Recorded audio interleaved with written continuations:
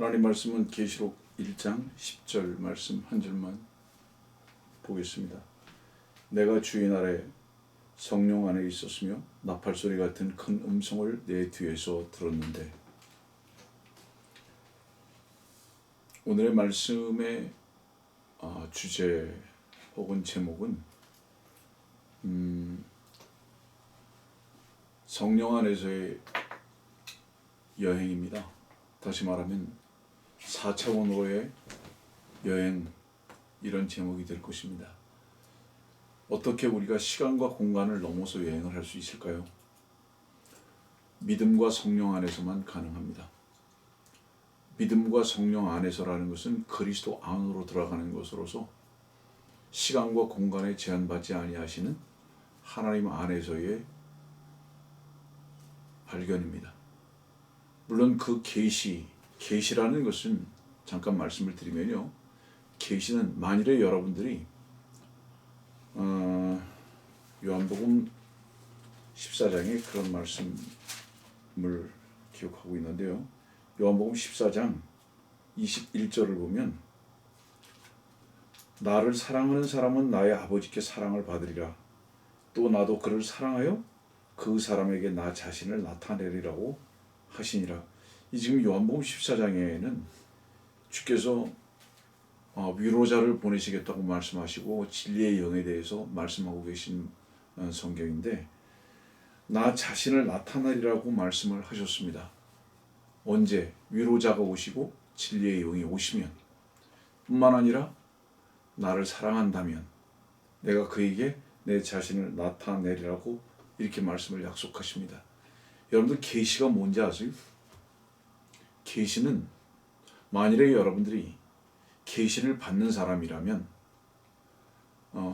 오늘 이 요한계시록에는 이 낙원에 대해서도 말씀하시거든요. 여러분들이 만일에 낙원을 계시받으면 시간과 공간을 뛰어넘어서 그 기쁨과 만족과 환희를 얻을 것입니다. 여러분들이 만일에 오늘 요한복음 14장에서 말씀하고 계신 주님이 여러분들에게 나타나신다면 여러분들은 어떠신지 아세요? 만족하실 것입니다. 주님은 진리십니다. 진리는 모든 것으로부터 자유케 하시는 거거든요. 여러분들 갈라디아서 2장 20절의 말씀이 이해가 되십니까? 내가 그리스도와 함께 십자가에 못 박혀 있으나, 사도 바울이요, 주님과 함께 십자가에 못 박혔답니다. 시간과 공간을 초월한 고백입니다. 여러분들 믿음의 경험과 고백, 주의 말씀의 계시는 시간과 공간을 뛰어넘어서 우리를 그 말씀의 그 시간 속에, 그 위치 속에, 그 주님 안에 발견하게 하시는 것입니다. 이것은 성경의 말씀을 단순히 지식적으로 이것은 이것이구나라고 아는 것하고는 전혀 다른 것을 말하는 것입니다. 계시는 빛이 없이는 불가능합니다. 빛 대신 주님께서 여러분들을 주님 안으로 초대하셨을 때 여러분들 자신의 오름으로 말미암아 제한받지 아니한다면 그 주님 안에서 여러분들은 풍성하게 시간과 공간을 뛰어넘은 그 주님을 경험하게 될 것이고, 이것은 그 주님 안에서의 모든 자유함과 이 계시는 그 주님 안에서의 모든 풍성함을 여러분들에게 나타내 보여주실 것입니다. 왜 우리가 불안한지 아세요? 불안한 것은 모르기 때문입니다. 두려워지기 때문이에요. 어두움 때문입니다. 그래서 불안한 것입니다. 여러분들은 요한계시록, 요한은 분명히 하나님의 말씀, 성령으로 말미암아 오늘 그렇게 말씀하시잖아요. 내가 주의 날에 성령 안에 있었으며,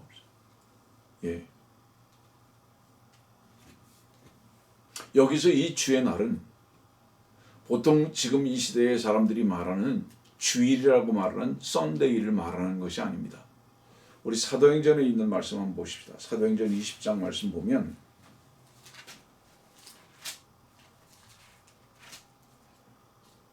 사도행전 20장입니다. 7절 말씀. 그 주의 첫날 제자들이 빵을 떼고자 함께 모였을 때 바울이 그들에게 설교하되 다음날 떠날 준비를 하고 한밤중까지 설교를 계속하더라. 한 주간을 어떻게 시작하죠? 일, 월, 화, 수, 목, 금, 토. 왜 이렇게 됐죠? 모든 날의 시작은 쉬는 것으로부터 시작하는 것입니다. 우리 출애굽기에 있는 말씀 잠깐 보겠습니다.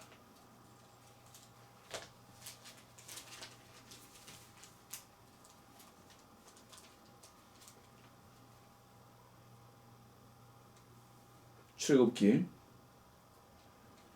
12장 1절입니다. 이 달이 너희에게는 달들의 시작이 될 것이요 그것이 너희에게는 해의 첫째 달이 되리라. 하나님의 시간적 날짜 개념은 이집트에 있는 것은 세상에 있는 것은 그분이 카운트하지 않으시겠다는 말씀이에요. 6월 패스오버를 해서 이집트를 나온 다음부터 그분은 카운트하시겠다는 말씀이에요. 여러분들이 어떤 분은 20, 어떤 분은 50, 어떤 분은 70 그 이상을 사셨을지 모르겠지만은 그것이 여러분들의 육신 안에서의 삶은 성경 안에서는 뭐라고 말씀하시는지 아십니까? 죽었다 이렇게 말하는 겁니다. 그건 하나님 안에서는 계산될 수 없는 시간들입니다. 하나님께서는 무엇으로부터 시작을 하시느냐? 주 예수 그리스도로부터 구속받고 그 피로 구속받고 세상에서 나오고 난 후에 주님 안에서의 삶을 주님은 그때부터 계산하시는 겁니다. 왜 1월화로부터 이렇게 일주일이 시작되느냐? 예수 안에서 쉬는 자들로부터 쉰 사람에부터 쉼으로부터 하나님께서는 계산하시는 겁니다. 그래서 그 후로 그 쉼 안에서 일하는 일을 주님께서는 우리들에게 가르쳐 주시기 위해서 일월화수목금토 이렇게 시작하십니다. 물론 이것은 일곱으로 일하시는 하나님을 나타내 보여주시기 위해서 그렇습니다. 여러분들 일요일부터 시작해서 토요일이 되면 반드시 다시 뭐가 오죠? 일요일이 옵니다. 이것은 변함없는 하나님의 법칙입니다. 예. 그래서 하나님은 일곱으로 일하시는 하나님이라는 다른 이름을 가지고 계신 것입니다.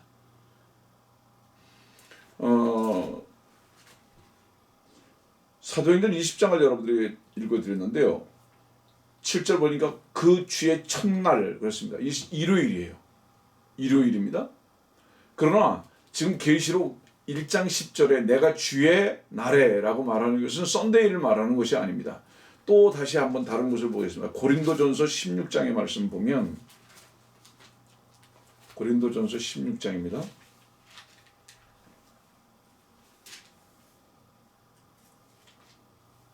1절과 2절입니다. 이제 성도들을 위한 모금에 관해서는 내가 갈라디아 교회들에게 명한 것 같이 너희도 그렇게 행하라. 매주 첫날에 너희 각자가 하나님께서 번성케 하신 대로 따로 저축하여 두어서 내가 갈 때에는 모금하는 일이 없게 하라. 매주 첫날에 모였습니다. 예배가 매주 첫날에 모였다 이 말입니다. 이것이 지금 안식교회에서 말하고 있는 금요일이나 토요일 이런 개념이 아닙니다. 일요일입니다. 예. 나중에 이단들에 대해서 여러분들에게 가르쳐드릴 기회가 있으니까 오늘은 이 부분은 그냥 넘기겠습니다. 그래서 지금 계시록 지금 1장 10절에 내가 주의 날에라고 말씀하셨던 이 주의 날은 썬데이가 아닙니다. 에스겔 37장의 말씀을 봅시다.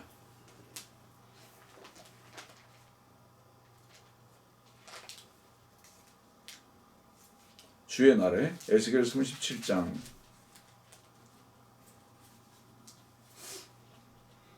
1절입니다. 주의 손이 내게 임하시어 주의 영으로 나를 데리고 가셔서 뼈로 가득 찬 골짜기 가운데에 나를 세우시고 나를 그 사면에 지나가게 하셨는데 보라 그 열린 골짜기에는 심이 많은 뼈가 있더라. 보라 그 뼈들이 심이 말랐더라. 이것은 주전 약 587년 전 얘기입니다. 그러니까 지금으로부터 말한다면 약 2600년 전 일입니다. 근데 에스겔이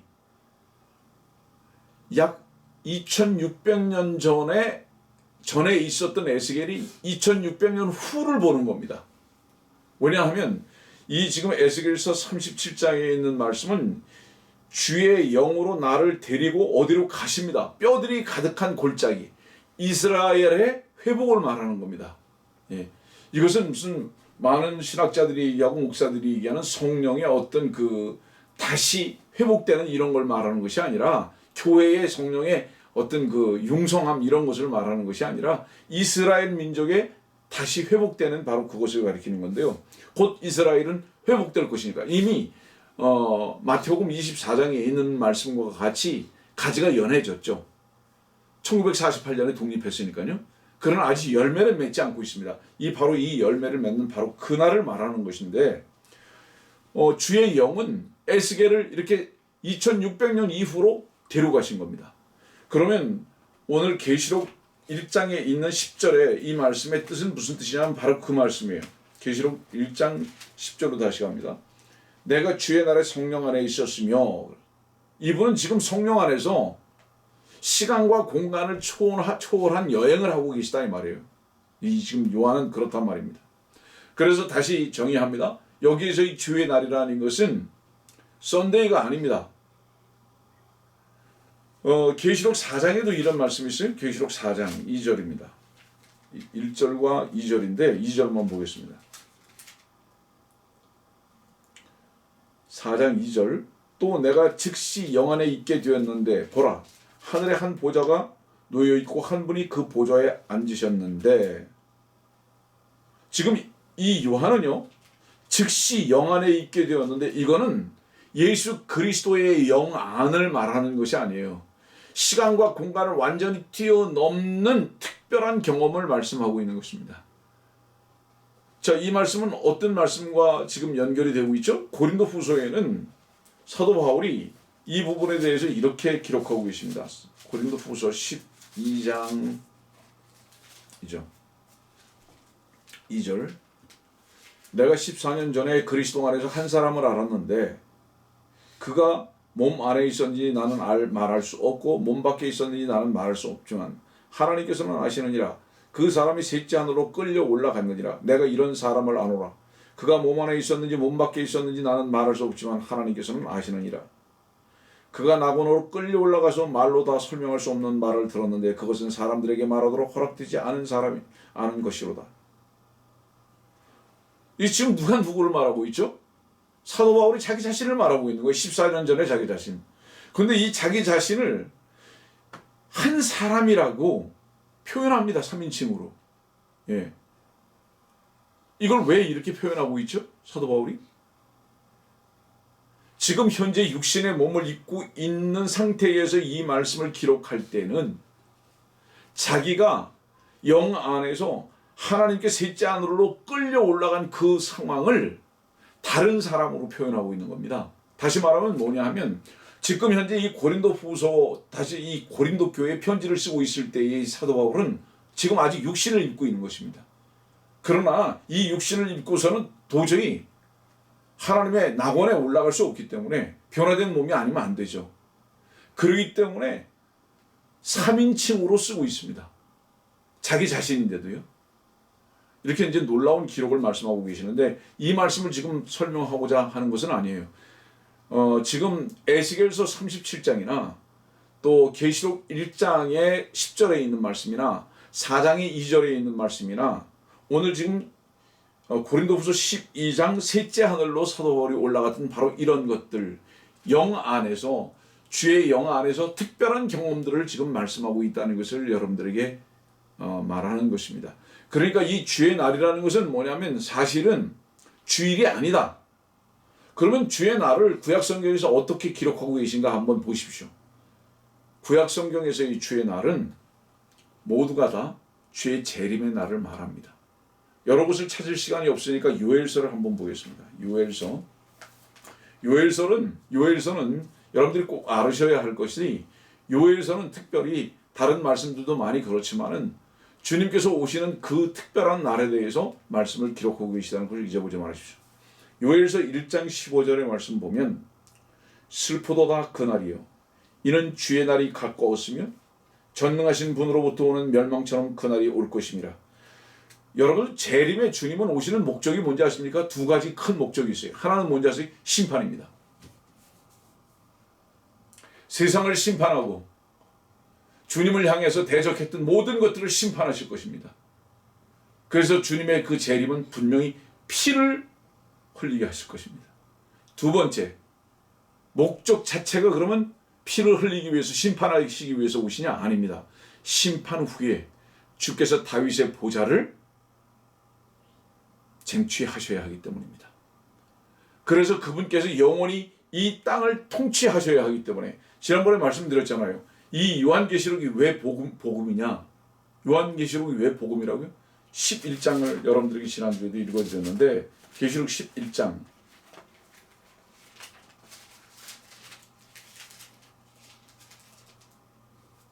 15절입니다. 이 세상의 나라들이 우리 주와 그의 그리스도의 왕국들이 되어서 그분이 영원 무궁토록 통치하시리라고 하더라. 우리는 지금 미국에 살고 있습니다. 세상 나라들입니다. 중국도 있습니다. 러시아도 있습니다. 영국도 있습니다. 프랑스, 독일, 막강한 나라들이 많이 있습니다.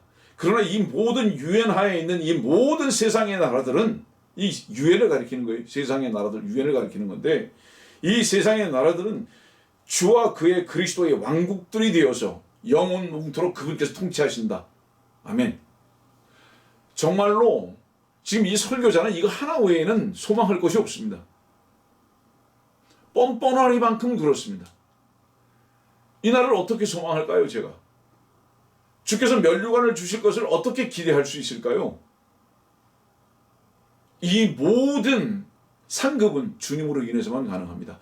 그렇기 때문에 이 면류관을 다시 그분께 돌려드리는 것입니다. 저는 믿음 안에서는 뻔뻔함을 배워갈 수밖에 없는 것을 고백합니다. 아무것도 하는 것이 없어요. 무익한 종입니다. 부끄럽기만 합니다. 그러나 내가 어떻게 이 날을 기다릴 수 있을까요? 믿음으로. 이렇게 담대하게 주의 말씀을 믿는 것 하나, 주의 말씀을 의지하는 것 하나 외에는 없다는 것을 고백하는 것입니다. 그래서 지금 이 요엘서에 말씀하고 계신 이 주의 날은 주님의 재림의 날을 말씀하고 계시는 것이다. 계시록 1장 다시 돌아갑니다. 계시록 1장 19절. 이것은 계시록을 푸는 열쇠입니다. 계시록을 왜 사람들이 잘못 해석하고 잘못 이해하고 있느냐? 계시록 1장 19절의 말씀을 모르기 때문입니다. 그러므로 내가 본 것들과 현재 있는 일들과 이후에 일어날 일들을 기록하라. 지금 요한계시록의 기록은 세 가지입니다. 지금 현재 내가 본 것들, 과거 본 것들, 현재 있는 일들, 이후에 일어날 일들을 기록하라. 세 가지예요. 그러니까 결국은 이 요한계시록은 크게 세 가지로 나눠져 있다는 것을 의미하는 것입니다. 근데 이 말씀을 이해하지 못하는 거예요. 이걸 나누지를 못하는 것입니다. 그러면 내가 본 것들은 무엇일까요? 간단하게 말씀드릴게요. 이것은 계시록 2장부터 4장까지입니다.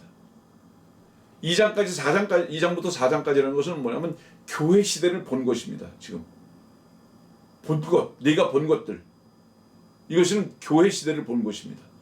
그 다음에 현재 있는 일들, 지금 이 사도 요한은 어디 있죠? 사도 요한은 현재요 patmos섬에 있어요. 왜 patmos섬에 있죠? 로마의 압제에 의해서 추방되어 있습니다. 이것은 무엇을 가리킬까요? 현재. 다시 말하면 뭐죠? 앞으로, 지금 이 성경 안에서의 앞으로를 말하는 것이 아닙니다. 지금 현재 patmos섬에서 계시를 받고 있는 요한의 위치에서 볼 때 이스라엘, 유대, 온 세상은 앞으로 어떻게 될 것인가? 로마의 통치 아래서 모두는 환난을 받을 것이다. 바로 이 현재를 말하고 있는 것입니다. 이 현재를 요한은 지금 친히 체험하고 있는 것입니다. 이 환난을 체험하고 있는 거예요. 그래서 이 환난은 계시록 5장부터 19장까지를 가리키고 있습니다. 이것이 현재에 있는 일입니다. 요한이 다시 말합니다. 요한이 현재 어디 있는지 아십니까? patmos섬에 있어요. 무엇 때문에? 로마의 핍박으로 인해서. 예수 그리스도를 믿는 믿음과 증거로 인해서. 여러분들 계시록에 뒤로 갑시다. 13장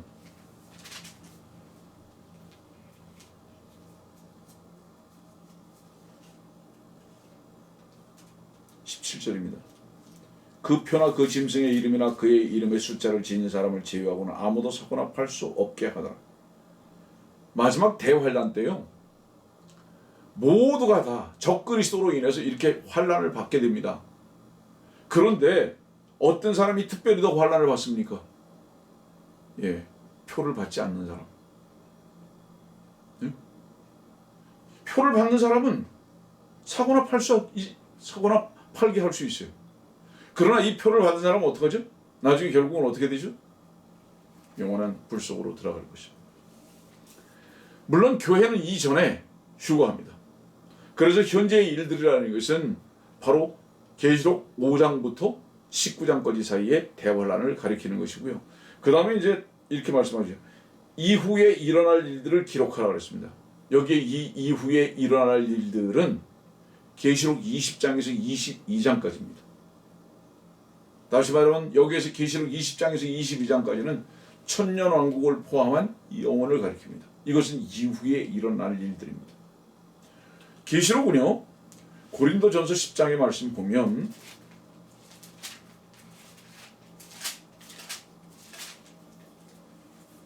32절 말씀입니다. 유대인에게나 이방인에게나 하나님의 교회에게나 아무도 거치는 자가 되지 말라. 계시록은 고린도전서 10장에 지금 세 부류를 말씀하고 있잖아요. 그죠? 유대인, 이방인, 하나님의 교회. 이 성경은 이 세 부류를 다 다루고 있습니다. 그런데 지금 어떤 문제가 생겼냐 하면 마태복음 13장으로 갑니다. 마태복음 13장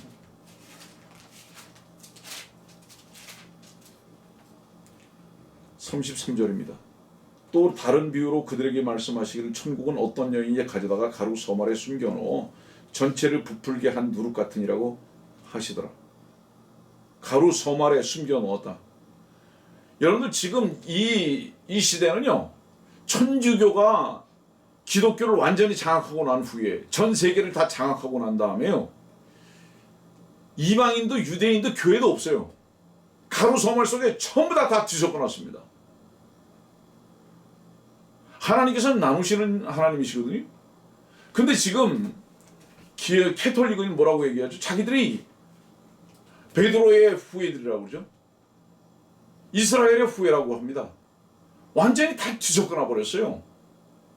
가루 서말 속에다 다 뒤섞어놨습니다. 분리시키질 않는 거예요. 이 고린도전서 10장은 반드시 분리시키도록 지금 말씀을 하고 계신 거거든요. 고린도전서 10장은 물론 우리가 영적으로 다 교훈을 받을 수 있고 영적으로 전부 다 우리들에게 양식이 되게 할 수는 있습니다. 그러나 교리적으로 반드시 이것을 나눠야 하는데 나누지 못하게 하고 있다 이 말이에요. 그러다 보니까 어떤 문제가 생기는 것입니까? 기회 있을 때마다 이런 말씀 드리는데 너무 중요하기 때문에 그러는 거예요. 우리 디모데후서에 있는 말씀 봅시다. 디모데후서 2장 15절. 네가 진리의 말씀을 올바로 나누어 자신이 하나님 앞에 부끄럽지 않은 일꾼으로 인정받도록 공부하라.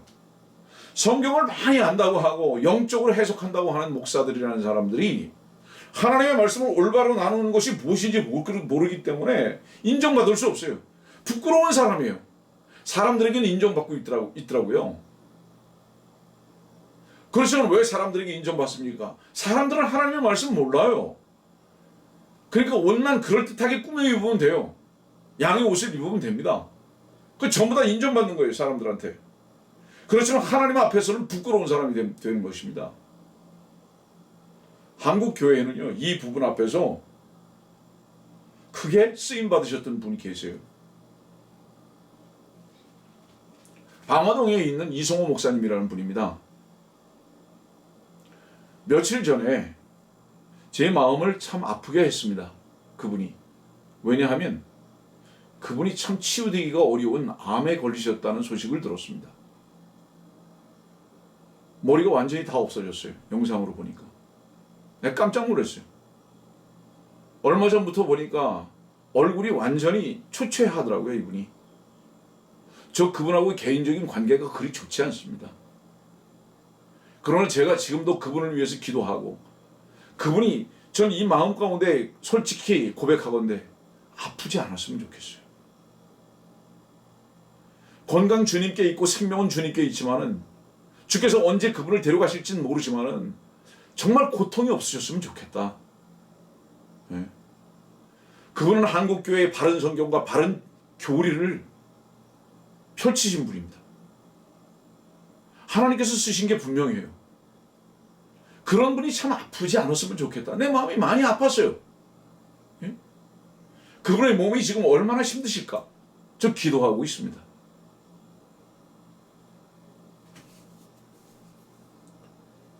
그분은 사람들에게는 어떤 평가를 받는지는 모르지만은 말씀을 제대로 정립시키고 지식을 제대로 가리킨 것에 대해서는 하나님 앞에 인정받을 수 있으리라고 저는 믿습니다. 많은 사람들이 사람들에게 다 인정을 받는데 하나님 앞에는 부끄러운 사람들이에요. 그러다 보니까 요한계시록을, 이 말씀을 세 개념으로, 세 단계로 어떻게 나눠야 하는 것을 모르니까 계시록 1장 19절에 있는 말씀과 같이 이 키를 가지고 있지 않기 때문에 나름대로 전부 다 엉터리 해석을 하고 말았습니다. 계제에 말합니다. 이성호 목사님을 위해서 아시는 분들 기도해 주시기를 부탁드립니다. 사람들은 깜짝 놀랄 거예요. 저 김요한이가 어떻게 저렇게 하나. 예. 그분의 공과가 있습니다. 전 지금 그분의 주님 앞에서 쓰여진 받은 것을 말하는 것입니다. 그리고 그분이 고통을 받는 것을 저는 마음 아파하게 생각하고 있습니다. 그래서 계시록 1장부터 4장까지, 물론 1장은 다른 부분이죠. 2장부터 4장까지, 그 다음에 5장부터 19장까지, 20장에서 22장까지 나누는 부분들입니다. 자, 그러면 지금 계시록 5장부터 19장까지는 어떤 부분이냐 이 말이에요. 계시록 5장부터 19장까지는 에레미야 30장을 봅시다.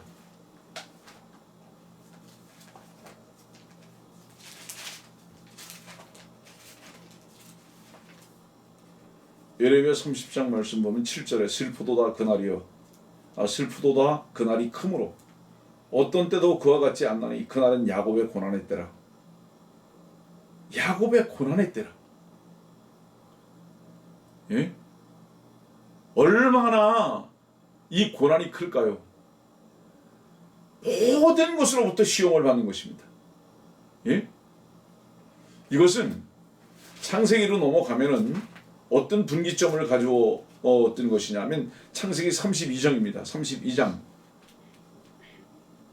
야곱이 에서를 만나는 거예요. 그 형이 에서를 만나는 거예요. 예? 근데 지금 이 야곱이 에서를 만날 때에 28절 말씀 보니까 그 사람이 말하기를 내 이름이 더 이상 야곱이라 불리지 아니할 것이요 이스라엘이라 불리리라. 이는 내가 통치자로서 하나님과 사람들과 더불어 겨루어 이겼음이니라 하니. 그 31절 말씀 보니까 그가 푸누엘을 통과할 때 해가 그 위에 솟았고 그는 그의 넓적다리를 절뚝거렸더라. 여러분들, 성령 안에서 하나님께서는 어제나 오늘과 영원히 변함없으신 분인데, 그리스도는 영 안에서는요, 창세기 32장이 어디로 연결되는 것을 정확하게 알 수 있는지 아십니까? 야곱의 고난의 때예요. 그리고 하나님께서, 주님께서 그를 만나실 바로 그때입니다. 이것이 욥기에서 보면은 어느 분기점이냐 하면 이것이 욥기 40장입니다. 41장. 어떤 분들이 이것을 아시겠습니까? 바로 이 고난은 후 3년 반 42개월이기 때문에 42개월이 마지막 다 차기 전에 욥기는 바로 이스라엘의 고난을 다루고 있는 것이거든요. 그래서 40장에서 41장에 푸누엘의 바로 그 부분, 창세기 32장의 부분을 여러분들은 발견하실 수 있게 될 것입니다. 다시 계시록으로 넘어가죠. 다시 말하면 계시록 5장부터 19장까지는 야곱의 고난의 때인 에레미야 30장에서 바로 이때를 발견한 것입니다. 계시록 2장 2절 말씀 보겠습니다. 내가 너의 행위와 수고와 인내를 알며 또 내가 어떻게 악한 자들을 용납지 아니한 것과 자칭 사도라 하지만 아닌 자들을 시험하여 그들이 거짓말쟁이임을 나타낸 것과. 자, 여러분들 보십시오. 용납하지 아니한 것. 여러분들의 출석하시는 교회에서는 전통을 혹시 따릅니까? 다른 교회에서 다 하니까 그대로 따라서 혹시 하지 않습니까? 예를 들어서 봅시다. 크리스마스는 누구로부터 시작된 전통입니까? 부활절은 누구로부터 시작된 전통입니까? 각종 절기들은 어디서부터 시작된 것입니까? 성경은 이런 것들을 지켜 해야라고 말했습니까? 다른 교회가 다 하니까 우리도 해야 하는 것입니까? 그러면서 당신이 그렇게 교회를 섬기면서 모든 세상의 체제와 캐톨릭의 모든 것들을 다 용납해서 받아들이면서 당신의 교회를 순결하다고 말하고 당신이 하나님으로부터 인정받는 종이라고 말합니까? 부끄러운 것입니다. 그런 어둠에 속한 것들을 받아들이면서 빛 가운데 행한다고 주님의 종이라고 당신이 말할 수 있습니까? 거짓말하지 마십시오. 세상을 받아들였는데 당신이 순결할 수 있습니까? 주님은 속지 아니하십니다. 당신은 수천 명을 수만 명을 혹시 속일 수 있을지 모르지만 온 인류를 속인 캐톨릭과 같이 함께 당신도 지금 당신의 교회 교인들을 속이고 있을지 모르지만 하나님께서는 당신을 아십니다. 용납하지 아니했다. 말씀을 들으시는 여러분들이요. 성경은 하나님의 말씀입니다. 하나님께서 뭐라고 말씀하셨는가? 누가 이 성경을 변개시키기 시작했는가? 창세기 3장에 그 뿌리는 뱀, 사탄입니다. 그래서 하나님께서는 이 말씀에 대해서 어떻게 말씀하셨죠? 이렇게 엄중하게 말씀하셨습니다. 계시록 22장 18절 이는 내가 이 책의 예언의 말씀들을 듣는 각 사람에게 증거함이 누구든지 이것들에 더하면 하나님께서 이 책에 기록된 재앙들을 그에게 더하실 것이요 또 누구든지 이 예언의 책의 말씀들에서 삭제하면 하나님께서 생명의 책과 거룩한 도성과 이 책에 기록된 것들에서 그의 부분을 제하여 버리시리라. 여러분들, 저는 연약하고 또 연약한 자입니다. 그러나 하나님의 말씀을 전할 때는 어디서 이렇게 담대함이 나오는지 아십니까? 최소한 하나님의 말씀 앞에서는 부끄럽지 않아야 한다는 것을 알기 때문입니다. 성경대로 말씀대로 선포하고 섬겨야 합니다. 오늘도 말씀에 여러분들에게 전한 시간이 많이 갔기 때문에 정리를 해나갈 것입니다. 여기 수고와 인내와 이 뭘까요? 예? 왜 그랬잖아요. 수고와 인내를 한다고. 행위를 한다고. 이게 뭘까요? 뭐 구제하는 걸까요? 예? 아니에요.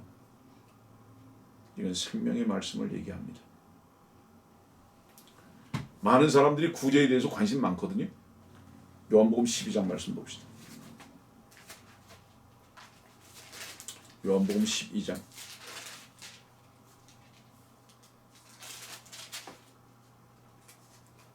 5절 6절입니다.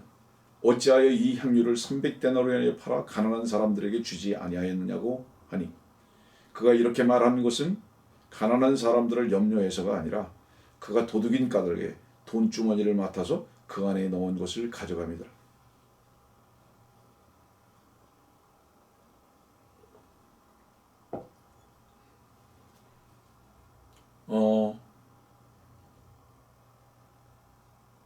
한국의 상황이 정치 상황이 엄중합니다.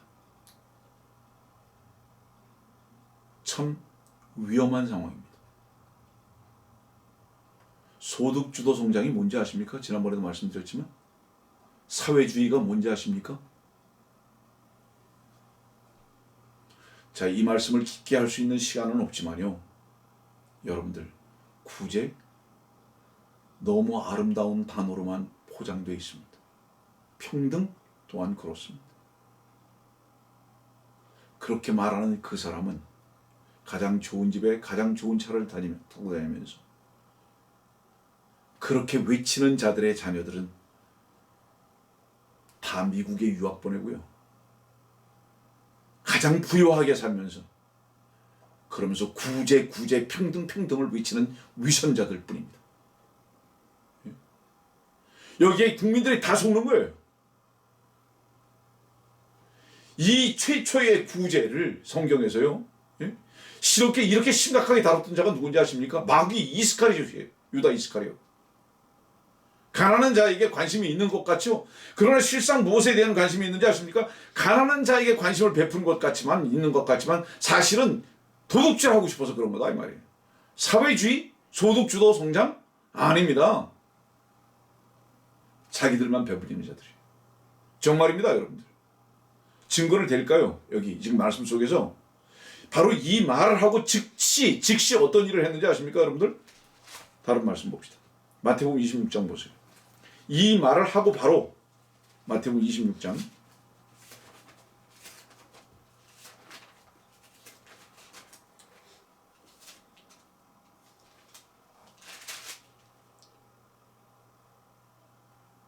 14, 15절입니다. 그때 12 가운데 하나인 유다 이스카리옷이라 하는 자가 대제사장들에게 가서 말하기를 내가 그를 당신들에게 넘겨주리니 나에게 무엇을 주겠나이까? 라고 하니 그들이 은 30개로 그와 약정하더라. 그때부터 그가 주를 넘겨줄 기회를 엿보더라. 자, 여러분들, 구제하라고 외쳤던 유다 이스카리옷이 선생을 팔아먹고 있어요. 구제하는 자입니까? 위선자. 예? 돈에만 관심이 있었다는 것이죠. 선생? 전혀 눈에 없습니다. 돈에만 관심이 있는 겁니다. 그렇지만 마리아는 어땠죠? 옥합 하나에만 관심이 있었습니다. 물론 이것은 주 예수 그리스도의 몸의 그림자입니다. 그 옥합이 깨어졌을 때 비로소 거기서 뭐가 나오죠? 그리스도의 향기가 나타났죠. 여기에 동참되어지기를 원하는 주님의 죽으심에 대한 그 고상함을 이 지금 마리아는 아는 것입니다. 왜 주께서 죽으셔야 하는지, 거기에서 어떤 고상함이 나타날 것인지에 대해서, 어떤 생명이 나타날지에 대해서 이 마리아는 알았던 것입니다. 이것이 온 세상 사람들을 구원하는 가장 생명의 부분이었던 것을 마리아는 아는 것입니다. 구제의 부분이요?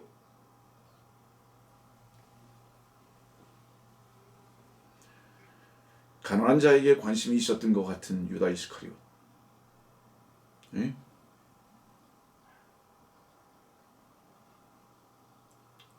교회가 발람의 교리로 완전히 잠식당해 버렸습니다. 발람의 교리. 다음 주에 다루겠지만요. 저는 감히 이렇게 말합니다. 교회 사역자의 월급 제도는 언제부터 생겼습니까? 가톨릭의 전통 아닙니까?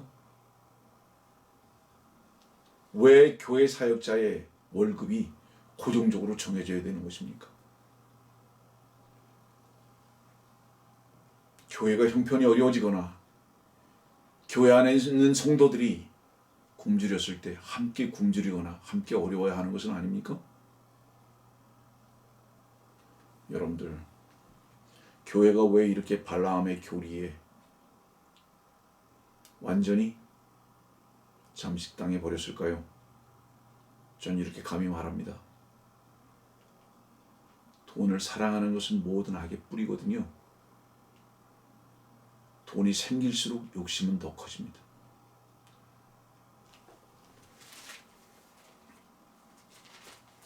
사도행전 3장 제가 잠깐 보겠습니다.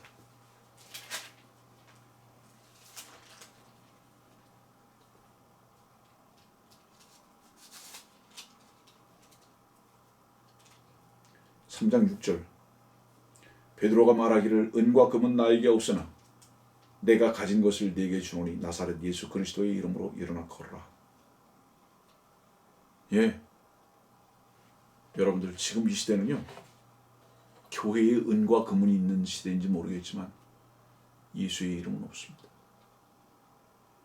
여러분들은 무엇을 선택하시겠습니까? 말씀을 마치겠습니다.